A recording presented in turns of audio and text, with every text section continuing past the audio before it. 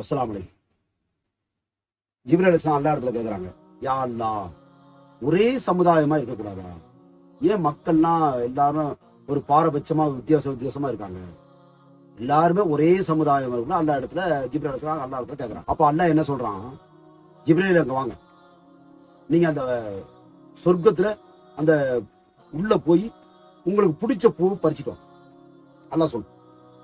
உடனே ஜிப்ரீல் அலைஹிஸ்ஸலாமோட தோட்டத்தை பாருங்க, அல்லாஹ் தஆலா 600 ரெக்க கொடுத்துருக்கான். ஜிப்ரீல் அலைஹிஸ்ஸலாம் அல்லாஹ்வுடைய படைக்கப்பட்ட மலக்குகளிலேயே பெஸ்ட் ஜிப்ரீல் அலைஹிஸ்ஸலாம். அதாவது முஹம்மது நபி ஸல்லல்லாஹு அலைஹி வஸல்லம் 2 வாட்டி தான் பார்த்திருக்காங்க அவங்களோட தோட்டத்தை. எப்படி பாருங்க, காலு பூமியில இருக்கு, தலை வானத்துல இருக்கு. அவங்கள பார்த்தோன்னே அவங்களுக்கு அப்படியே காட்சியா இருப்பாங்க, அப்படியே குளிர் ஏற்படும், நடுக்கம் ஏற்படும். பாருங்க அல்லாஹ் தஆலா எவ்வளவு பாருங்க, ஒரு மலக்களே எவ்வளவு பிரம்மாண்டமா படைச்சு வச்சிருக்கான் பாருங்க. எல்லா படைக்கப்பட்ட ஜிப்ரீல் அலைஹிஸ்ஸலாத்துக்கு அல்லாஹ் தஆலா அவ்வளவு பெரிய ஒரு இதை கொடுத்துருக்கான். ஒரு பறவை 500 வருஷம் பறந்தாலும் அவங்களோட ஒரு தோல் அளக்க முடியாது, அப்படியே உலகத்தை அப்படியே திருப்பி போட்டுருவாங்க. அப்படியாப்பட்ட ஜிப்ரீல் அலைஹிஸ்ஸலாத்தை அல்லாஹ் சொல்றான். ஜிப்ரீல் அலைஹிஸ்ஸலாம் அல்லாஹ் இடத்துல கேட்கறாங்க, யா அல்லாஹ், மக்கள்லாம் ஒரே சமுதாயமா இருக்க கூடாது. சரி அப்படிங்களா, சரி வாங்க, அந்த சொர்க்கத்துல அந்த பூங்கணத்துல போய் மலர்களை பறிச்சுட்டாங்க. அப்போ உடனே என்ன செய்யறாங்க, ஜிப்ரீல் அலைஹிஸ்ஸலாம் போய் அவங்களுக்கு பிடிச்ச மலர்களை மட்டும் பறிச்சுட்டாங்க. இப்படியாப்பட்ட ஒரு பறவை 500 வருஷமா பறந்தாலும் அவங்களோட ஒரு தோலை அளக்க முடியாது. அப்படியாப்பட்டவங்க போய் என்ன செய்யறாங்க, அவங்களுக்கு பிடிச்ச மலர்களை பறிச்சுட்டாங்க. அப்ப அல்லாஹ் கேக்குறான், இதுதான் உங்களுக்கு பிடிச்சிச்சா? கோடான கோடி பூ இருக்குது, எதுவுமே பிடிக்கலையா? அப்ப ஜிப்ரீல் அலைஹிஸ்ஸலாம் சொல்றாங்க, யா அல்லாஹ், எனக்கு இதுதான் பிடிச்சிச்சு. அப்ப அல்லாஹ் சொல்றான், என்னால படைக்கப்பட்ட உங்களுக்கு எல்லாமே பிடிக்கல. அல்லாஹ் எவ்வளவு அழகா வர்ணிக்கிறான் பாரு, மனிதனுக்கு உணர்த்துறான் பாரு. அல்லாஹ் என்ன சொல்றான், என்னால படைக்கப்பட்ட உங்களுக்கு எல்லா மலர்களும் பிடிக்கல, அது உங்களுக்கு குறிப்பிட்ட பூதம் பிடிக்கும். அதே மாதிரி தான் எனக்கு பிடிக்குதோ அவங்களதான் நான் சொர்க்கத்துக்கு தந்தேன். அதான் அல்லாஹ் சொல்றான், 1000 பேர்ல ஒரு ஆள் தான் சொர்க்கத்துக்கு போகணும். நம்ம முஹம்மது நபி ஸல்லல்லாஹு அலைஹி வஸல்லம் என்ன சொன்னாங்க, என்னுடைய உம்மத்து 72 பிரிவாக பிரியும், அதுல ஒரு கூட்டம் வந்து சொர்க்கத்துக்கு. ஆனா அல்லாஹ் சத்தியம் என்று சொல்றான், நான் நரகத்தை நிரப்பேன். அதுக்குத்தான் 1,24,000 நபிமார்களும் அழுதாங்க, அல்லாஹ்வோட கோபத்தை அடக்கினாங்க. ஏன்னா அல்லாஹ் சத்தியம் என்று சொல்றான், நான் நரகத்தை நிரப்பங்க, கம்பீரமா சொல்றான், நான் நரகத்தையே நிரப்பேன். அதுக்குத்தான் நபிமார்கள்லாம் அழுதாங்க. ஏன்னா அல்லாஹ் காமிச்சிட்டான், நான் நபிமார்கள்லாம் நரகத்தை பத்தி கம்மியாட போடக்கூடாது. பாருங்க, ஒரு பேனையில அமுத்திட்டு ரைட்ல அமுத்திட்டு ஒரு வீட்டுல உட்காருங்க, இருக்க முடியுமா? இந்த உலகத்திலே நம்மளால இருக்க முடியாது. நரகம் எப்படியாப்பட்டது, இதுக்கு பயப்படணுங்க. ஜிப்ரீல் அலைஹிஸ்ஸலாம் அல்லாஹ் இடத்துல கேட்கறாங்க, அல்லாஹ் ஒரே சமுதாயமா இருக்கக்கூடாது. அப்ப என்ன சொன்னா, அல்லாஹ் மலர்களை பறிச்சுட்டு வாங்கன்னா மலர்களை பறிச்சுட்டு வந்தாங்க. அப்ப அல்லாஹ் என்ன கேட்கறான், இதான் உங்களுக்கு பிடிச்சிச்சா? நான் கோடிக்கணக்கில் மலர்களை படைச்சு வச்சிருக்கேன், இதான் பிடிச்சது. மலக்குகளுக்கு சந்தேகத்தை கேட்டிருக்காங்க அல்லாஹ் இடத்துல. அல்லாஹ் மனிதனை படைக்கிறதுக்கு முன்னாடி மலக்குகளை எதிர்ப்பு தெரிவிச்சாங்க. யா அல்லாஹ், மனிதன் சண்டை போட்டுக்குவான், அடிச்சுக்கிட்டு மாறுவான், ரத்தம் வரும், அப்படியாப்பட்ட மனிதனே படைக்க போறான்.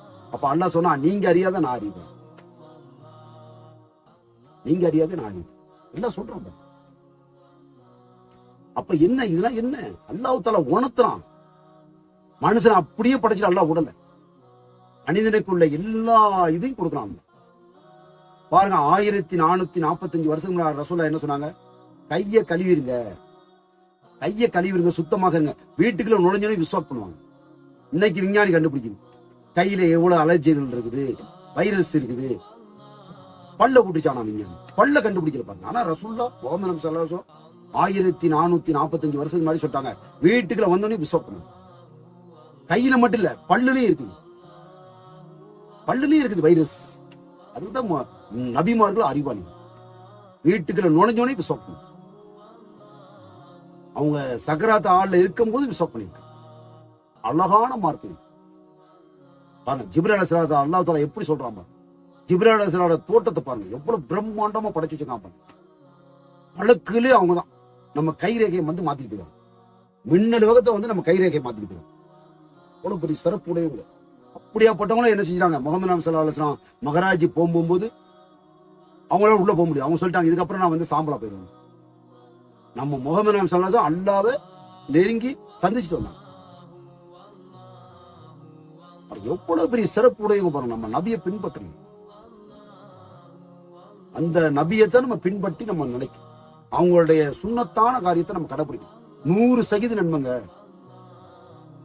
இந்த தாடி வைக்கிறீங்களா, இதுல உள்ள தாடியில உள்ள தார்பிரம் தெரியுமா, ஒவ்வொரு முடிக்கும் நன்மை. நல்ல வலுவலுன்னு சேவிங் பண்ணி பாருங்க, எப்படி இருக்கு பாருங்க மூஞ்சி. அதே மாதிரி தாடி வைக்கிறது பாருங்க. தாடி வைக்கிறதுனால உங்களுக்கு 72 நோய் வராது. நீங்க தாடி வைக்கிறதுனால சொர்க்கத்தில் இருக்கிற பெண்கள், நீங்க எத்தனை முடி வச்சிருக்கீங்களோ அத்தனை பெண்களும் சொர்க்கத்துல, அந்த சொர்க்கத்துல இருக்கிற பெண்கள் ஊஞ்சல் ஆடுறாங்க, ஆடிக்கிட்டே இருக்காங்க. ஒரு மனிதர் என்ன செஞ்சாங்க, தாடி வச்சிருந்தாங்க. அப்ப முஹம்மது நபி ஸல்லல்லாஹு அலைஹி வஸல்லம் பார்த்து பார்த்து என்ன செய்வாங்க, பொன் சிரிப்பா சிரிப்பாங்க. பாக்குற நேரம்லாம் பொன் சிரிப்பா சிரிப்பாங்க. அவங்களே முஹம்மது நபி ஸல்லல்லாஹு அலைஹி வஸல்லம் சிரிப்பாங்க. இப்படியே காலம் போயிட்டே இருக்கு. அப்போ ஒரு நாள் என்ன செஞ்சாங்க, ரசூல்லா என்ன நம்மளை பார்த்து சிரிச்சுக்கிட்டே இருக்கிறாங்கன்னு சொல்லிட்டு போய் என்ன செஞ்சாங்க, வலுவலுன்னு சேவ் பண்ணிட்டு முஹம்மது நபி ஸல்லல்லாஹு அலைஹி வஸல்லம் பார்த்தாங்க, அப்படியே மூஞ்சி திருப்பிட்டாங்க. அப்ப அந்த மனிதனுக்கு பக்குன்னு ஆயிடுச்சு. ஆஹா, முஹம்மது நபி ஸல்லல்லாஹு அலைஹி வஸல்லம் பார்த்து சிரிப்பாங்களே, என்ன காரணம் தெரியலன்னு சொல்லி என்ன செய்றாங்க, அந்த மனிதர் ஓடி போய் கேட்கிறாரு, யார சொல்லலாம், என்னை பார்த்து நீங்க சிரிப்பீங்களே.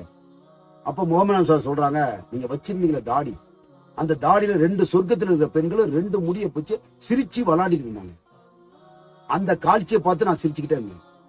நீங்க போய் தாடி எடுத்துட்டீங்க. அப்ப என்ன செய்யாங்க, அல்லாஹ் இடத்துல மன்னிப்பு கேட்டாங்க, ரசூலுல்லாஹ்ட்டையும் மன்னிப்பு கேட்டாங்க. யார சொல்லலாம், நான் தப்பு செஞ்சுட்டேன், என்ன மன்னிச்சிருங்க. அப்ப மன்னிப்பு கேட்டு மறுபடியும் வச்சாங்க. பாருங்க, தாடிக்கு எவ்வளவு பெரிய அந்தஸ்து இருக்கும். இதுல இந்த உலகத்துல அல்லாஹ் கண்ணுல காமிக்க மாட்டான். அதாவது நமக்கு சகராத்தால காமிப்பான். அதான் சகராத்தால யாரும் பேச முடியாது. சகராத்தால ஏன் இன்னைக்கு மௌனமா இருக்காங்க, அல்லாஹ் வாய்க்கு போட்டு போட்டோம்.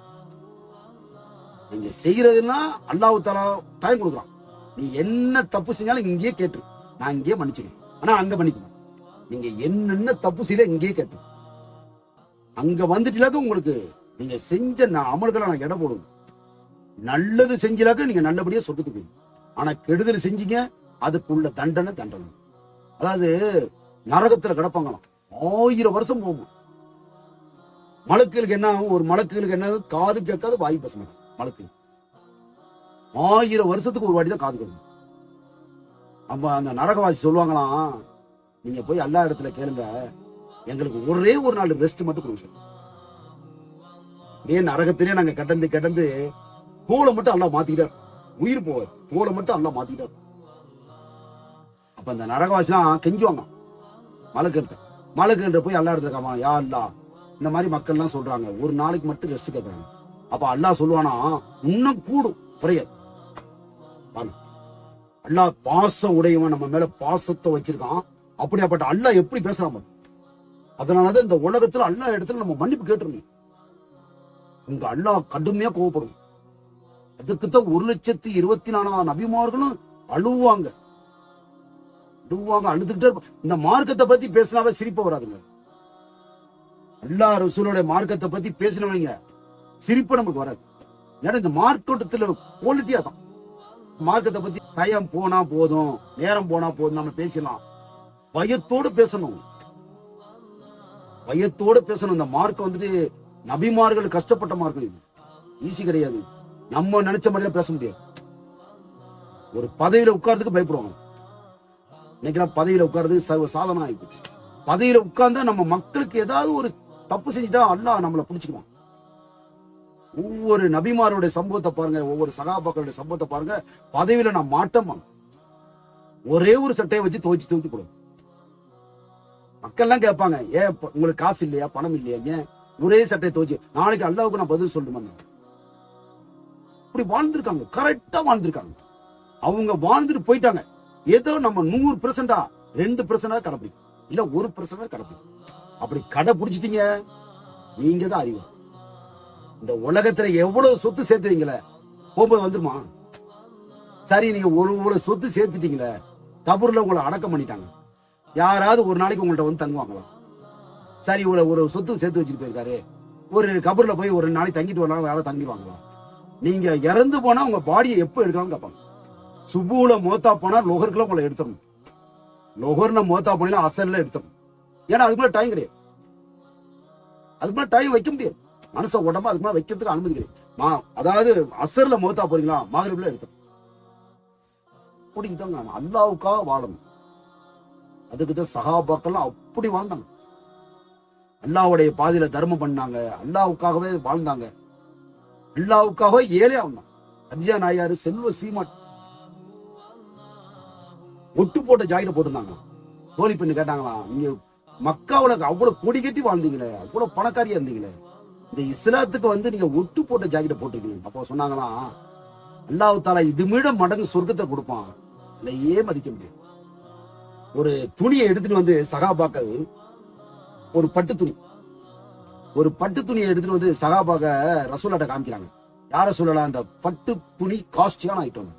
அப்ப ரசூலா சொன்னாங்களாம், சொர்க்கத்துக்கு முன்னாடி இந்த பட்டு துணி ஒண்ணுமே கிடையாது, சொர்க்கத்துல உள்ள பட்டு ஆடைக்கு இது ஒண்ணுமே கிடையாது. பாருங்க, சொர்க்கத்துல இருக்கிற பட்டு ஆடைகள் இருக்குதே, வர்ணிக்க முடியும். இன்னைக்கெல்லாம் மனுஷன் இன்னைக்கு தங்கம் போடுறான், சொர்க்கத்துல குவிப்பான், தங்கத்தையே போட்டு கிடக்கும். ஒளி செய்யறாங்களே, நீங்க எத்தனை வாட்டி ஒளி செய்றீங்களோ தங்க காப்பு அல்லாஹ் தஆலா கொடுக்கும். ஒளிச்சே உங்களுக்கு தங்க காப்பு. அப்ப நீங்க ஒரு நாளைக்கு எத்தனை வாட்டி நீங்க ஒளி செய்வீங்க, எத்தனை தங்க காப்பு பாருங்க. அல்லாஹ் தஆலா வர்ணிக்கலாம் பாருங்க. சும்மா இந்த 60-70 வாழ்க்கைக்கு நம்ம போட்டுக்கிட்ட நம்ம பெருமை என்ன, நம்ம பெருமை அடிக்கிறோமே. சொர்க்கத்துக்கு நீங்க இத கணக்கு படி பாத்தீங்கன்னா ஒண்ணுமே கிடையாது. 90 நிமிஷம் தான் நீங்க வாழ்ந்துருக்கீங்க இந்த உலகத்துக்கு, 1 மணி நேரம் கூட கிடையாது. நீங்க வேணா கணக்கு பண்ணி போடுங்க, கால்கள் வச்சோட அடிச்சு பாருங்க. அதாவது சொர்க்கத்துக்கு இங்கே இடைவெளி எவ்வளவுமா, இங்க நீங்க 1000 வருஷம் போனதான் அங்க ஒரு நாள். அப்ப நீங்க ஒரு கால்குலேட்டர் வச்சு அடிச்சு பாருங்க, நீங்க வாழ்ந்த நேரம் எவ்வளவு. 90 நிமிஷம் தான் வாழ்க்கை. இந்த 90 நிமிஷத்துல நம்ம உள்ள பண்றோம். தாய் வைத்து உள்ள இருந்தோம், வெளியே வந்தோம், பாலை குடிச்சோம், வாழாண்டோம், ஸ்கூலுக்கு போனோம், அப்புறம் கல்யாணம் முடிச்சு நம்ம புள்ள பெத்தோம், பேரன் பூட்டி எல்லாம் எடுத்துட்டு மறுபடியும் ரிவர்ஸ்ல போறது உங்களுக்கு டைம் 90 நிமிஷம். அதுக்குதான் நபிமார்கள்லாம் சொன்னாங்க, இது ஒரு வாழ்க்கையே கிடையாது, கோடான கோடி வாழு, அதான் உனக்கு ஃபர்ஸ்ட் கோல். இது வாழ்க்கை கிடையாது, எதுவுமே நிரந்தரம் கிடையாது, எல்லாமே அழிஞ்சிடும். பாருங்க, பகல் முச்சிட்டு இருந்தது, இது நிரந்தரமா?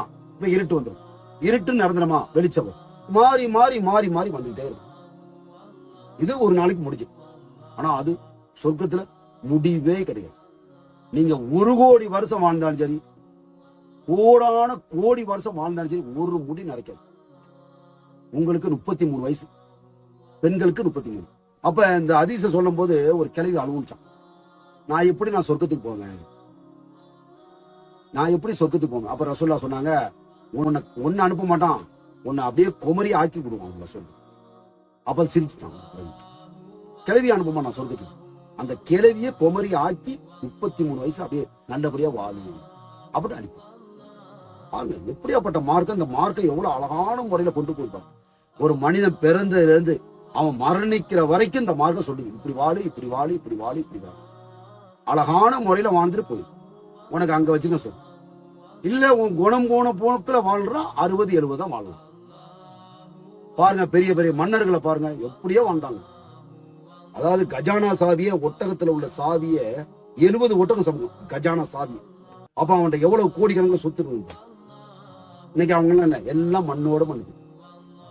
பயத்தோட நம்ம வாழ்ந்தன்னு வைங்க, இந்த உலகமே லேசாயி, எல்லாமே லேசு, நம்ம வாழ்றது லேசு, எல்லாமே லேசு. அப்படி வாழணும். அஸ்ஸலாமு அலைக்கும்.